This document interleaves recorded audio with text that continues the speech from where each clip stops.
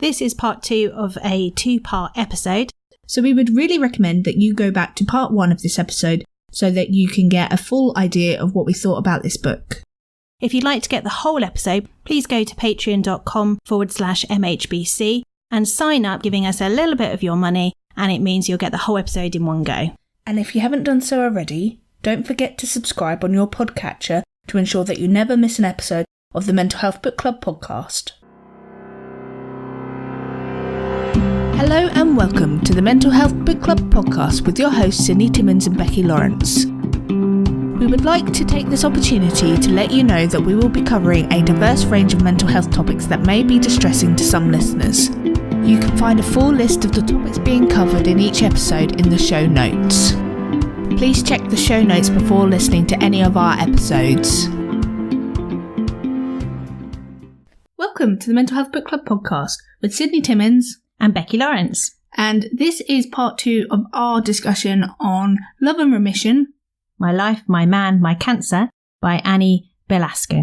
If you do hear some chewing in the background or some noise in the background, that is just Toby. He's found himself a stick and we've decided to let him keep it to keep him hopefully entertained whilst we continue to podcast. So if you hear some like crunching and stuff, I promise it's not Becky chowing down on some bones or anything. It is the dog. He is quite happy under there with his stick. So this episode, we thought we would discuss some of the feminist issues in the book. So Annie's not only going through all of the cancer treatment and everything to do with that and the reconstruction and everything like that. She battles with her mental health because this is a stressful time that she's going through. She is also under these pressures that women have to find a man, to have a house, to have children, which she does want as well. She does want these. But at that time when she's going through all of this, to be honest, it really probably should be the last thing on her mind, but it seems to dominate quite a lot of her thoughts and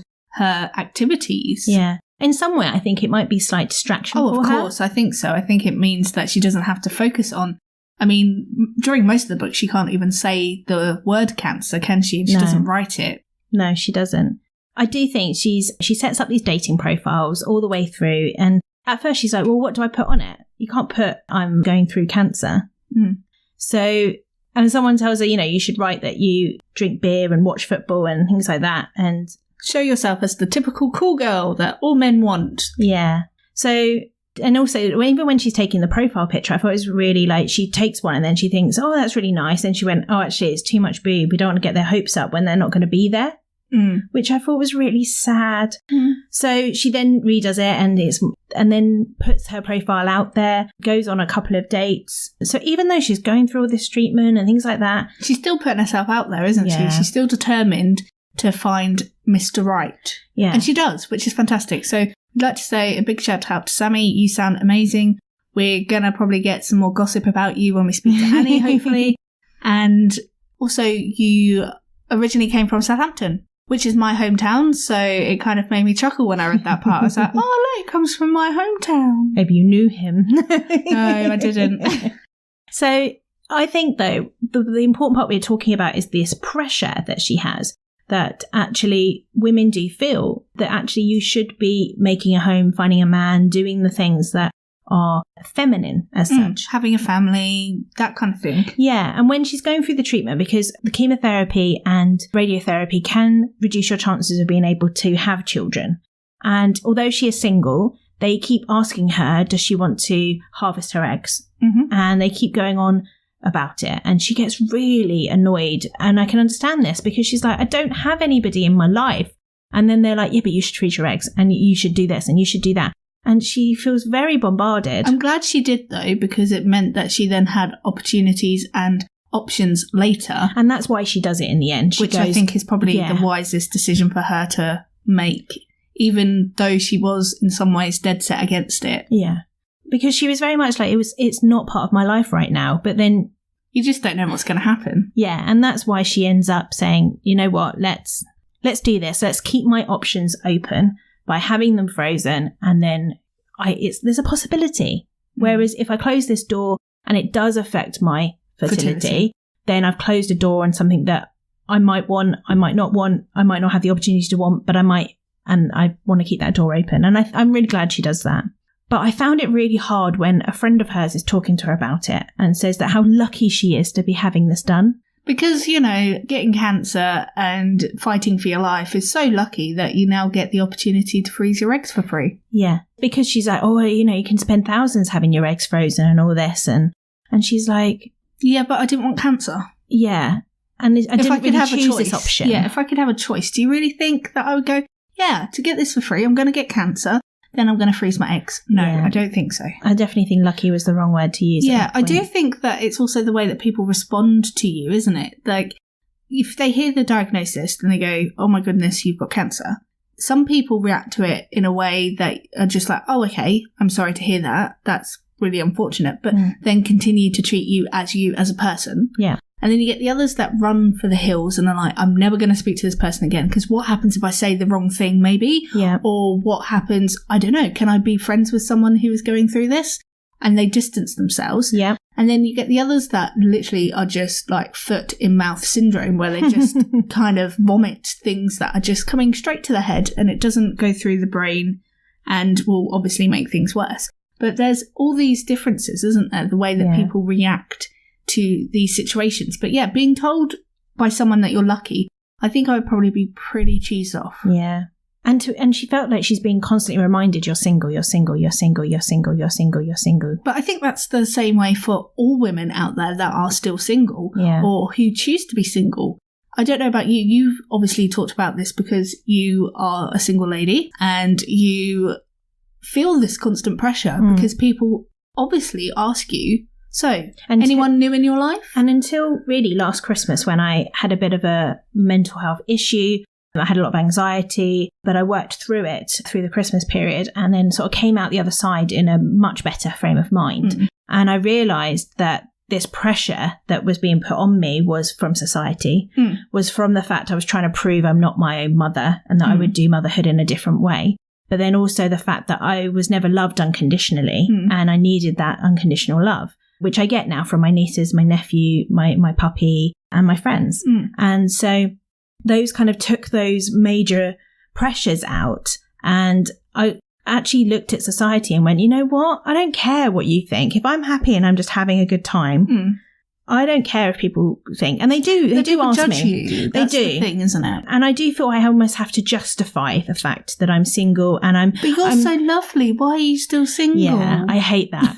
Why are you still single? I have no idea why I'm still single. Because I'm secretly an alien. I've just not met the right person, or actually enjoying my life too much. I've not noticed them. And actually, does it matter? You are not defined by having another person in your life. You are you. So why are people so het up on the fact that you haven't got someone in your life? I don't understand. And being that I'm over 30 now, I'm going to be 33 not long. Oh, so old. I'm going to be 33 soon. And there is this pressure of people go, oh, clock's ticking. Yeah, the clock. What about babies? What about this? Are you going to try and do it on your own? Are you going to do this, that, and the other? You know what? I actually am just going to be a really great aunt and travel the world and spend money on me. But if I tell people I'm open to it if I met someone, but I'm not actively out there looking for it. I'm quite happy. But that's literally happened in the last, well, let's say 9 months. Before that, I could have had a baby in that time. And before that, there was a pressure from my parents. And I think as well, because I am quite a maternal person. I'm a teacher. I do all the pastoral work. So people do kind of assume you want to be a mum, you want to do this, you want to have kids. Because you must do, because you're a teacher. Yeah, but it's a personal choice. And if it's the right time, it's the right time. And even if you don't want to have a child, then you're not some kind of freak of nature because you've decided that actually I don't think that I want to have a child in my life because at this moment in time, I don't want to have to potentially change my life, my routine. It would be unfair to bring in a child to this life. You might not be financially stable enough. You might not consider your mental health stable enough. So for me, mental health is one consideration, but conversely, I have fertility issues. And if I have £1 for every time someone has asked me, so when are you going to have children? I might be a millionaire by now because seriously, people, what is it to do with you? I mean, just firstly, think about the impact of the question that you're having. I've been married for 9 years. Do you really think that I may not have considered children? But why do you think it's your right to be able to ask me? Yeah, very personal question, really. Yeah.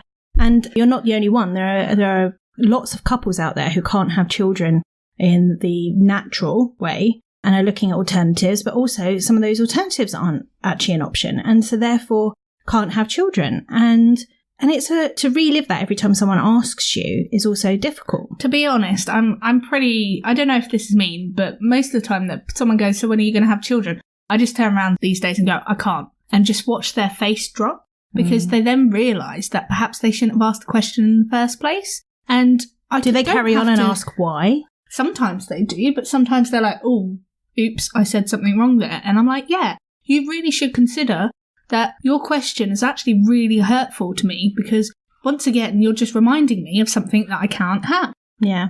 It's almost like someone going around, so are you having sex? Well, is that any of your damn business to begin with? Are you doing it properly? Oh, I've had that as well, yeah. Yeah, really? You mean you have to do what? 9 years of marriage, even longer in a relationship, weren't doing sex properly. Maybe. Hey, you never know. Maybe. Yeah, and I think it's insensitive to ask the question. And I've done it in the past, and I then thought, actually, why did I need to know if they had kids or not? Because actually most people with kids will often tell you before you've even asked. Yeah. I tell everyone that I've got dogs. So do I. And lovely Toby is coming up and getting kisses at the moment. He's like, hello. And he's been into everything today, so it's impressive that he's just stood there being relatively good. So he had a box of paracetamol a minute ago, so... Yeah. But anyway, that's my little ranty bit over, I think. Well, I think as well, don't you think people assume it's you as well when you say I can't have children? And actually, it's a couple that have an issue, and it could be both of you, it could be one of you, it could be the man, it could be the woman. But I find it's often assumed that it's always the female's problem. Yeah, which historically women were always blamed if children couldn't be had in a relationship. But we know a lot more medically now that actually that's not always the case. And there are issues with men as well. And I wonder how men feel when they're with the pressure to always be having children and stuff. But I think there is definitely less pressure. A bachelor man is treated differently, I think, than a female. Oh yeah, he's just, he is just playing the field. Exactly. He's just sharing the love. Yeah, well, if I say the bachelor lifestyle, that certain things come to mind. If I say the spinster lifestyle, it's got a really negative connotation to it. It really does. And I think that Annie feels these pressures.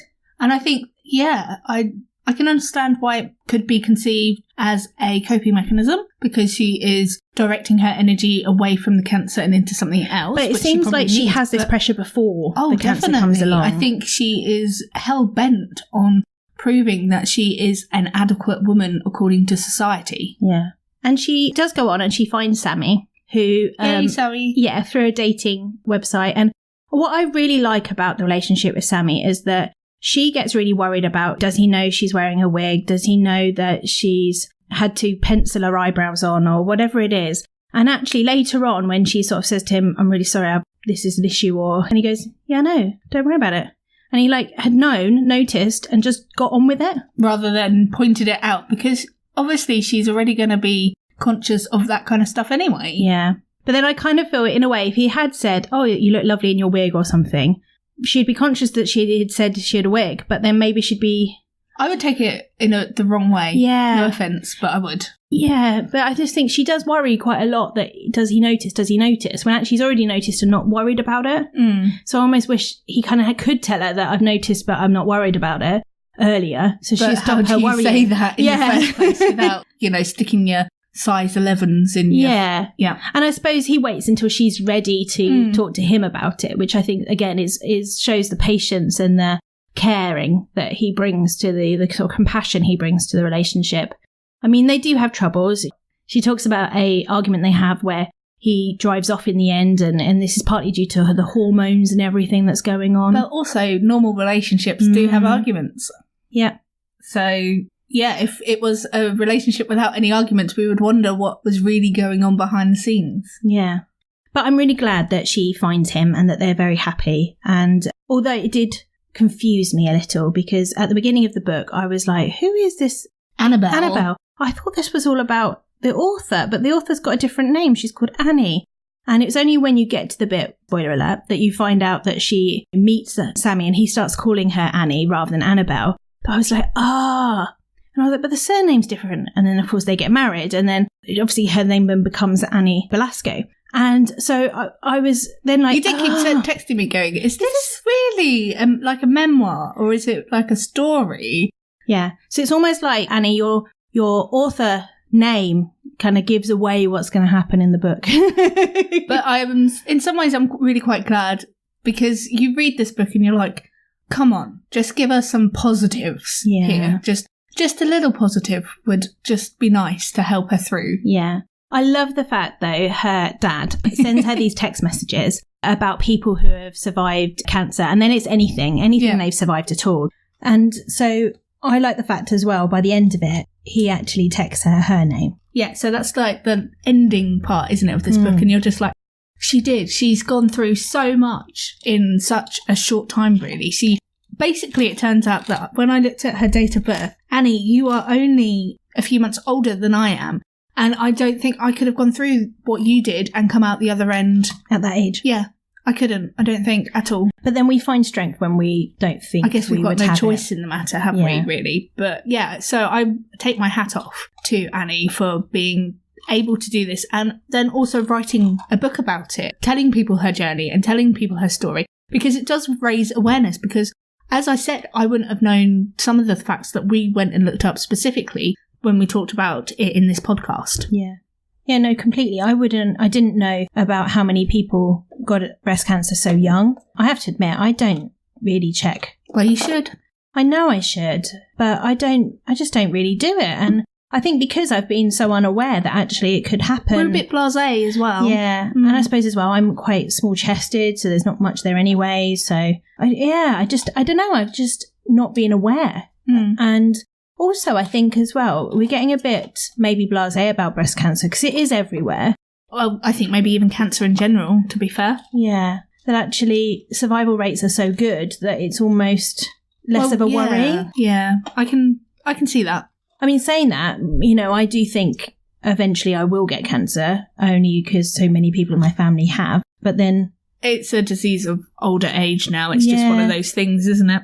Yeah. So I can see why she goes through so many symptoms of mental health illnesses. So she has panic attacks. She suffers a lot with anxiety generally. So that's when she's put on to sertraline to help with her anxiety. Yeah. She doesn't actually see a therapist until quite far on into her diagnosis. So it's been 2 years when she finally goes to see a lady called Harriet Hope. And I love this name.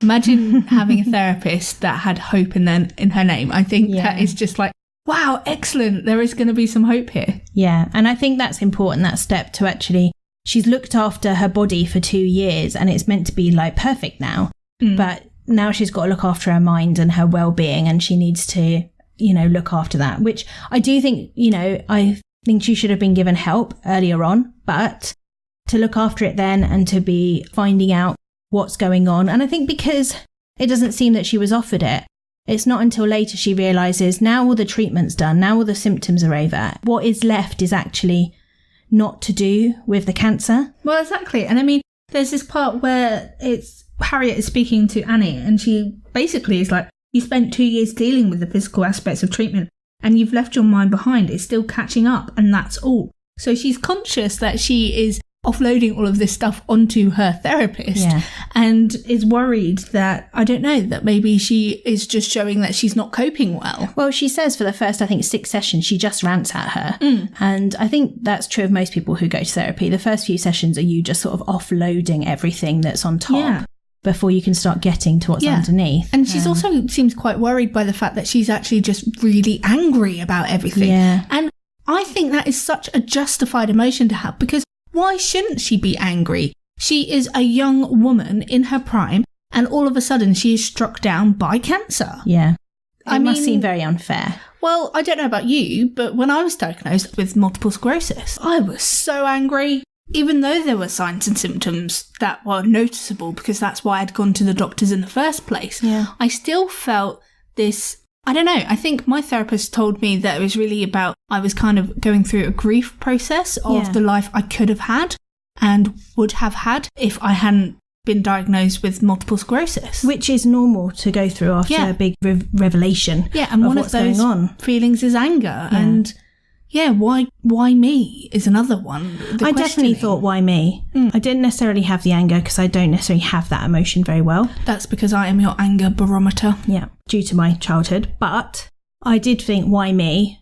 And being the specialist, it's going to affect the rest of our lives. It was kind of like, and we're brought up in a world that we think that good people have good things and bad things happen to bad people, and it's just not the case. If only that was the case. I know. That would make... I would like to hope that I'm a nice person. Yeah. But going on my track record, maybe I'm just really, really bad.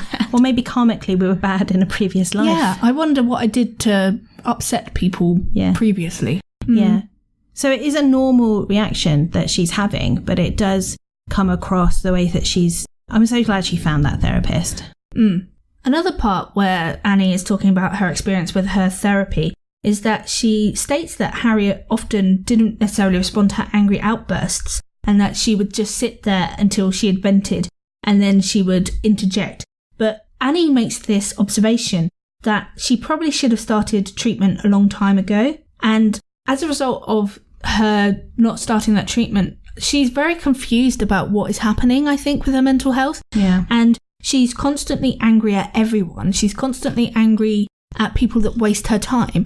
And the revelation that Harriet comes up with is that I think you feel that your time is running out. And of course, it's this ticking clock. She's had to face her own mortality. Exactly.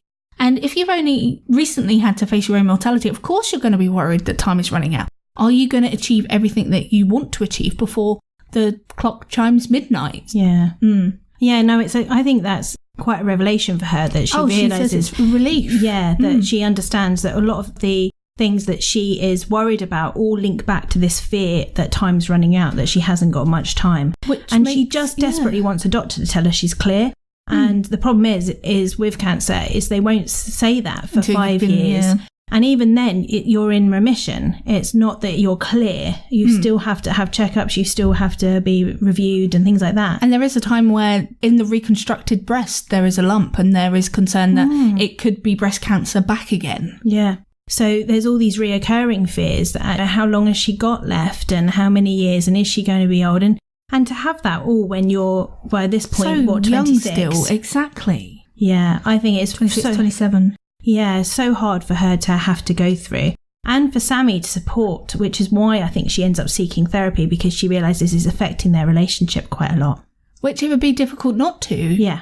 And he's obviously having to deal with these angry outbursts and that kind of stuff. Yeah. And she's concerned she doesn't want him to turn out to be like a carer for her if things were to get worse, if she was to end up getting some more cancer back or something. She's worried about that. Which, again, I think is a very understandable worry. I worry now that I'm going to become a burden later on because MS is a progressive condition. Yeah. And I don't want Lawrence to have to be a carer for me, but I'm guessing I kind of have to come to terms and radically accept that that might happen, which is why we moved into a bungalow, which is why we've put lots of things in place to try and help me if and when it happens. To keep you as independent as possible for as long as possible. Exactly.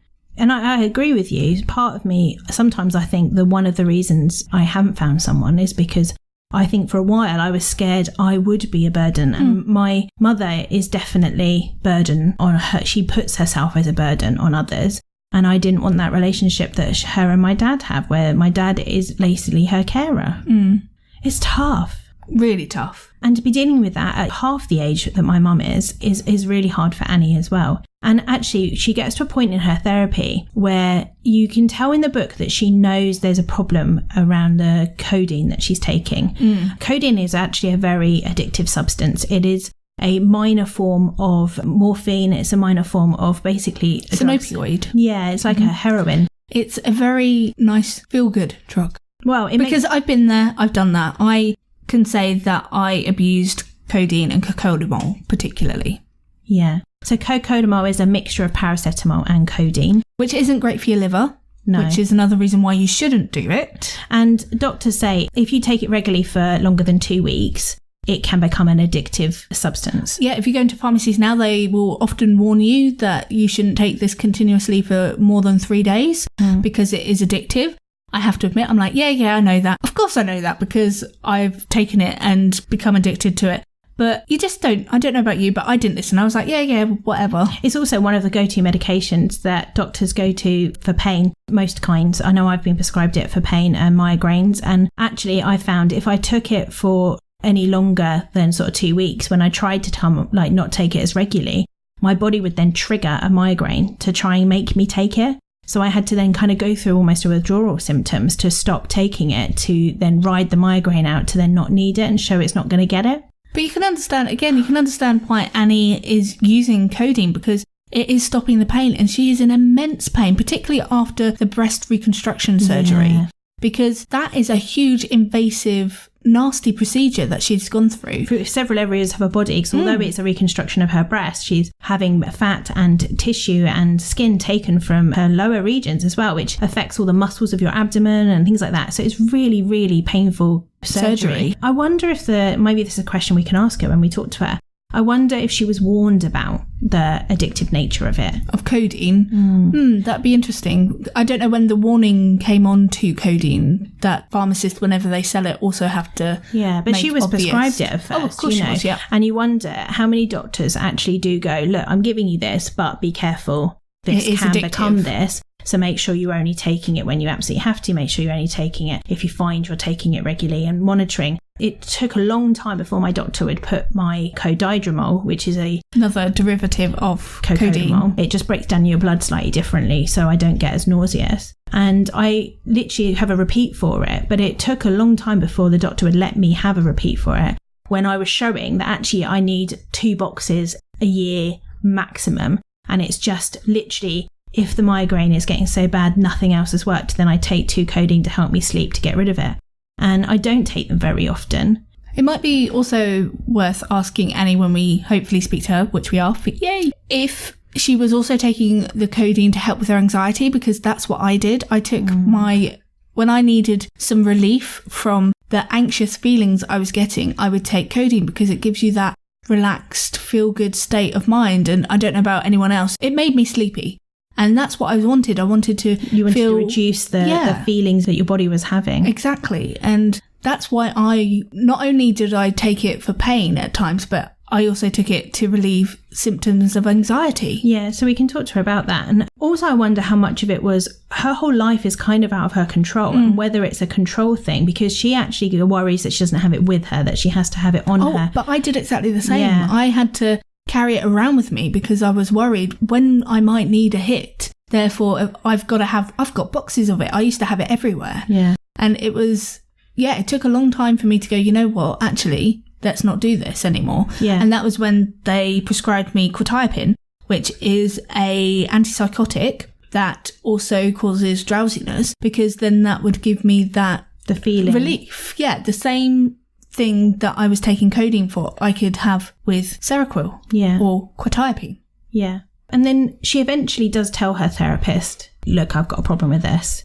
And she starts to, stop taking it. And she doesn't go cold turkey because that's very difficult, and you get a lot of side effects and stuff. So most doctors will tell you not to do that you need to come off it slowly. And then for a while, I think she was carrying it around but not taking it, but at least it was Again, there. It's a safety blanket, isn't it? Yeah. It's just in case. If I feel like I really need this, I actually have it. Otherwise, I would go out of my way to get it. Yeah. And I would panic if I didn't have any and the pharmacies were closed. Yeah. So I think that she then does that, and then eventually she can let go of it. But it takes her time, and again, time with her therapist to get through all of that.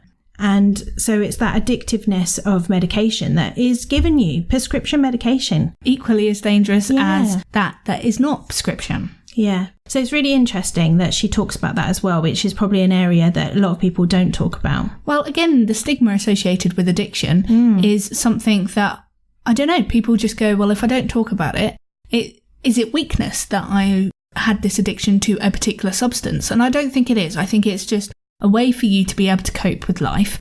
And that was the way you were able to get through. And neurologists and that, the people that look at our brains, say that people with an enlarged amygdala actually are more susceptible to addiction. And so it could be actually our brain chemistry that means that when we take something, we're more susceptible to actually the feel-good effects afterwards. Yeah. And therefore we're kind of craving that all the time because our brains need it because to counter that enlarged part of the brain. So there's a lot of cases that we're saying that addiction is medical and even genetic. Some people say in America it's being diagnosed as a medical condition, be it an addiction to being an alcoholic is a medical condition. So it is.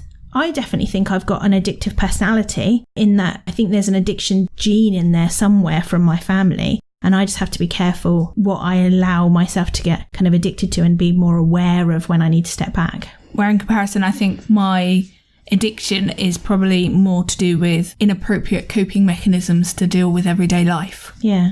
Well, sometimes you have to, don't you? I hear of teachers who can't wait to get home to have that glass of wine. And actually, that's quite an unhealthy thing to say. But it's a normal part of more language. Socially acceptable, I think, of people going, I'm going home to have a big glass of wine, rather than I'm going home and I'm popping some codeine. Yeah. But both is I'm trying to cope with what I'm dealing with. Exactly. Yeah. Very interesting. And I'm really glad that she opened up about that. Me too. So overall, we really loved this book. We did. And we're really excited to speak to Annie. Yeah, we've got her booked in. So we are going to have an author interview with her. So that will be coming on shortly, probably the end of the week. And it will be hopefully amazing. So yeah, of course it will be. She seems really lovely. And do follow her on Twitter. She seems like a really happy and active person. Yeah, really nice. So thank you so much for listening. And in the meantime, it's okay not to be okay. And if you're not okay, talk.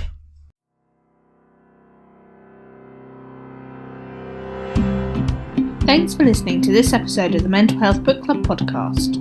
If you need additional help with your mental health, please contact the Samaritans on 116 123, which is a 24-hour helpline. And if you need additional information about mental health issues, please visit Mind at mind.org.uk. Our next episode will be an interview with Annie Belasco, author of Love and Remission. Our next episode with Secret Psychiatrist will be about mental health and physical health.